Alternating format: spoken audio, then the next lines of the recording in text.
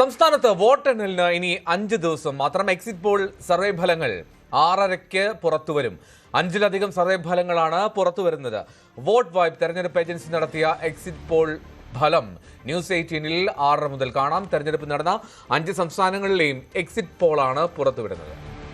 വോട്ടെടുപ്പ് കഴിഞ്ഞ് 20 ദിവസങ്ങൾക്ക് ശേഷമാണ് എക്സിറ്റ് പോൾ ഫലങ്ങൾ പുറത്തുവരുന്നത്. രാഷ്ട്രീയ പാർട്ടി നേതൃത്വങ്ങൾ പൊതുവിൽ എക്സിറ്റ് പോളുകളെ സ്വീകരിക്കാറില്ല, അല്ലെങ്കിൽ അതിന്റെ വിശ്വാസത്തെ ചോദ്യം ചെയ്യാറുണ്ട്. പക്ഷേ വളരെ ആകാംക്ഷയോടുകൂടി തന്നെയാണ് ഇത് ഇങ്ങനെ തള്ളിപ്പറയുന്ന രാഷ്ട്രീയ പാർട്ടി നേതൃത്വങ്ങൾ തന്നെ എക്സിറ്റ് പോളുകളെ കാത്തിരിക്കുന്നതെന്നാണ് വസ്തുത. പ്രീ പോൾ സർവേകളിൽ ഒരു മുന്നണിക്കും കൃത്യമായ ഒരു എഡ്ജ് നൽകിയിരുന്നില്ല. ചെറിയ മുന്നേറ്റം ചില സർവേകൾ ഇടതുമുന്നണിക്ക് പ്രവചിച്ചപ്പോൾ മറ്റു ചില സർവേകളാകട്ടെ UDFന് അധികാരത്തിൽ വരാൻ ചെറിയ ഭൂരിപക്ഷത്തോടുകൂടി, ചെറിയ മെജോറിറ്റിയോടുകൂടി അധികാരത്തിൽ വരുമെന്ന പ്രവചനമാണ് പ്രീ പോൾ സർവേകളിൽ ഉണ്ടായിരുന്നത്. അതുകൊണ്ട് തന്നെ എക്സിറ്റ് പോളുകൾ എന്താകുമെന്ന വലിയ ആകാംക്ഷ പൊതുവിൽ രാഷ്ട്രീയ കേരളത്തിലുണ്ട്, രാഷ്ട്രീയ കേന്ദ്രങ്ങളിലുണ്ട്.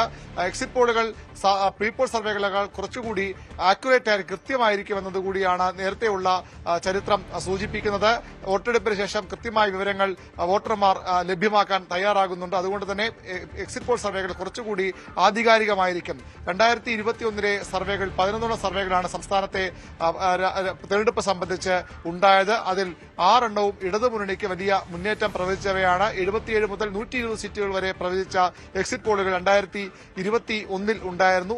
എന്നാൽ 99 സീറ്റ് നേടി ഇടതുമുന്നണി അധികാരത്തിൽ വന്നു. അന്നും ഇടതുമുന്നണി നേതൃത്വം എക്സിറ്റ് പോളുകളെ ആ രീതിയിൽ സ്വീകരിച്ചില്ല, അല്ലെങ്കിൽ എക്സിറ്റ് പോളുകൾ മുഴുവൻ ശരിയെന്ന നിലപാട് എടുത്തതിന് കാരണം എക്സിറ്റ് പോളുകൾ പ്രവചിച്ച ഫലത്തിന് വിരുദ്ധമായി പലയിടങ്ങളിലും ഇടതുമുന്നണിക്ക് ജയിക്കാൻ കഴിഞ്ഞു. ഇന്നലെയും മുഹമ്മദ് റിയാസിനെ പോലെ നേതാക്കൾ പറഞ്ഞതുപോലെ എക്സിറ്റ് പോളുകൾ ശരിയായിരുന്നുവെങ്കിൽ ഞാൻ ഇത്തവണ MLA പോലും കഴിഞ്ഞ തവണ ആകുമായിരുന്നില്ല എന്ന് മുഹമ്മദ് റിയാസ് പറഞ്ഞു. അങ്ങനെ ചില മണ്ഡലങ്ങളിലെ എക്സിറ്റ് പോൾ ഫലങ്ങളെ ഇടതുമുന്നണി ഇപ്പോഴും ചോദ്യം ചെയ്യുന്നുണ്ട്. കോൺഗ്രസും എക്സിറ്റ് പോളുകളെ പൂർണ്ണമായി വിശ്വസിക്കുന്നില്ല. 2011 എക്സിറ്റ് പോളുകൾ അതേപടി സംസ്ഥാനത്ത് സംഭവിച്ചില്ല എന്നാണ് UDF ചൂണ്ടിക്കാട്ടുന്നത്. ഇത്തവണ ഏത് സാഹചര്യത്തിലും 80 സീറ്റുകൾ നേടി അധികാരത്തിൽ വരുമെന്ന് UDF ഉറപ്പിക്കുന്നു. ഇടതുമുന്നണിയിൽ ഏറ്റവും അധികം ആത്മവിശ്വാസം തെരഞ്ഞെടുപ്പ് ഫലത്തിൽ പുലർത്തുന്ന മുഖ്യമന്ത്രി പിണറായി വിജയനാണ്. 75-ൽ കുറയാത്ത സീറ്റ് നേടി ഇടതുമുന്നണി അധികാരത്തിൽ വരുമെന്ന് തന്നെ അദ്ദേഹം ഉറപ്പിക്കുകയാണ്. എന്നാൽ മറ്റു നേതാക്കൾക്ക് ആ ആത്മവിശ്വാസമില്ല. 30 സീറ്റുകളോളം തോൽക്കാൻ സാധ്യതയുണ്ട്. അങ്ങനെ 30 സീറ്റ് തോൽക്കുമ്പോൾ 69 എന്ന സംഖ്യയിലേക്ക് എത്തും.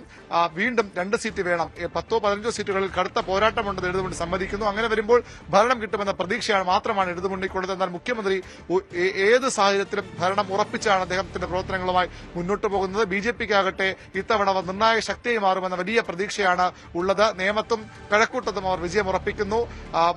അത്ഭുതങ്ങൾ സംഭവിച്ചില്ലെങ്കിൽ മഞ്ചേശ്വരം ജയിക്കാമെന്ന് കണക്കുകൂട്ടുന്നു. കടുത്ത ത്രികോണ പോരാട്ടത്തിനൊടുവിൽ പാലക്കാടും ജയിച്ചു കയറാം, ചാത്തന്നൂറും അനുകൂല ഫലമുണ്ടാകാം. അങ്ങനെയെങ്കിൽ 5 സീറ്റ് വരെ നേടാനാകുമെന്നൊരു പ്രതീക്ഷ BJP കേന്ദ്രങ്ങൾക്കുമുണ്ട്.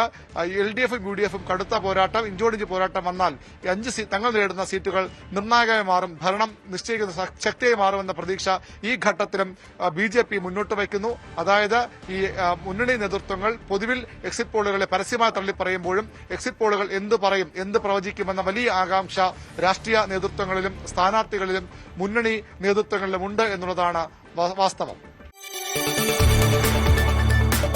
കൂടുതൽ വാർത്തകൾക്ക് news 18 Keralam YouTube channel subscribe ചെയ്യുക.